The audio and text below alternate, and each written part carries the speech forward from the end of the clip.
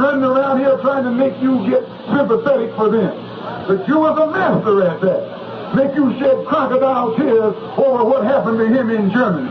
You tell him what happened to you right here. You haven't got no time to cry no tears for no Jews. 80 million black people dead, murdered. And these Jews got the audacity to run around here and want you to cry for them. Let them go cry for themselves. It is Jews right here in Harlem who run these whiskey stores that get you drunk. It is Jews that run these old rundown stores that sell you bad food. It is Jews who control the economy of Harlem and use it for themselves and for the benefit of Israel.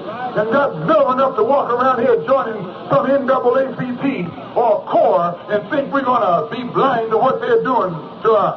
No, someone better pull their coat. That's not anti-Semitic, that's just plain intelligence. From the Jewish Encyclopedia, quote, "The cotton plantations in many parts of the South were wholly in the hands of the Jews, and as a consequence, slavery found its advocates among them." Jews had in fact been involved not only in the African slave trade, but they had been involved in a variety of other slave trades too for a very long period of time. Apparently they had actually dominated slavery and the slave trade in medieval times. On the plane on the way here a couple of days ago, I was rereading a dissertation, a PhD dissertation from 1977 by a man called Harold D. Brackman, who is a functionary of the Simon Wiesenthal Center of all places. And he did a PhD dissertation detailing black-Jewish relations from ancient times up to 1900. And he actually mentions in his dissertation, he acknowledges the fact that Jews were the principal slave traders in the world for several hundred years, although in typical fashion he puts a very interesting spin on it. He acknowledges, as I guess he has to, the Jews were the major slave traders in the world, trading slaves everywhere from Russia to Western Europe, to India, to China. But he says that they dominated the world trade only for a few hundred years, only. He says they were the main slave traders from the 8th century to the 12th century, but that was no big thing. It was only a few hundred years. And this will be like showing a vampire the cross or throwing holy water on a vampire.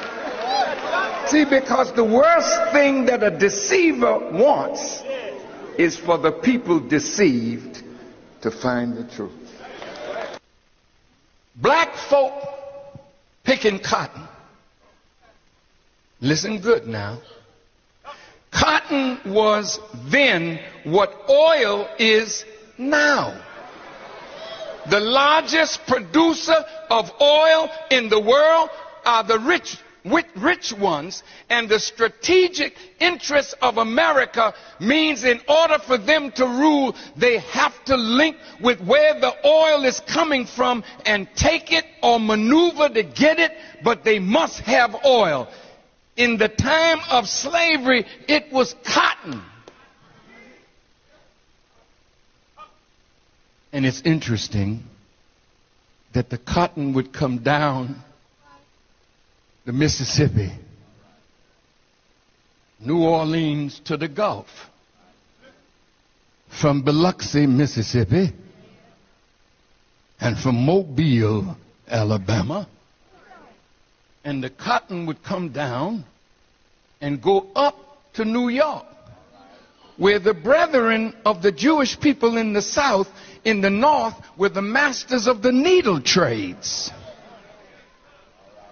And they had their brothers also in the South taking the lint from the cotton and producing cloth through weaving. But these were Jewish people owning the land. They were the majority. They were the merchants. They were the traders. They knew how to hook up with their brethren in the North. And they would send raw cotton to the mills in England, in Manchester, Leeds, and Bristol, and the British would turn it into cloth and then sell it all over the world. The Rothschilds became rich from cotton. The Lehman Brothers became rich from cotton in Alabama, then moved to New York and Wall Street.